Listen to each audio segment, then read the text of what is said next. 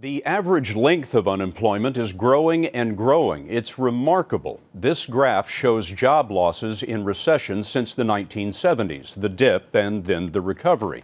Now look at what's happened since 2007. We haven't seen a line like this since there were bread lines in the 1930s. Many folks have been out of work for 2 or 3 years. We asked Elaine Quijano to find the story behind the chart.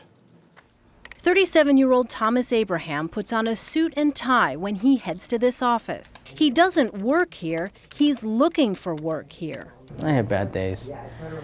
You know, I'm not Superman. Abraham, a chemist, was laid off 2 years ago from a pharmaceutical company. What did it do to you when you were laid off? It was devastating. Even though I'm still young, I tend to be very loyal. So when I came out in 2009, it was devastating because that was like my family. That was my first job out of university. Abraham is one of more than 6 million Americans the government calls the long-term unemployed, people who've been without work for 27 weeks or longer. Every day, Abraham joins other laid-off professionals in this New Jersey program that helps white-collar workers find jobs. Does any of this make you angry at times? It must. I feel the same emotions that other people feel.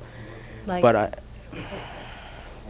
the depression, like the feeling of like it's not going to get better. I have to almost call it within myself and decide who I'm going to be in this moment, in this experience. And it's not easy for me. you put on the suit and tie, and I heard that you wear it everywhere you go, basically. Is that right? Pretty much, Elaine. I made a commitment to myself that until I land that next job, mostly I'm going to dress like this. The reason I do this is I have an image in my mind of who I'm becoming in the future. And regardless of whatever my circumstances are now, that's what keeps me going. For the long-term unemployed, a bright outlook is the only protection from a dark economic picture. Elaine Quijano, CBS News, New Brunswick, New Jersey.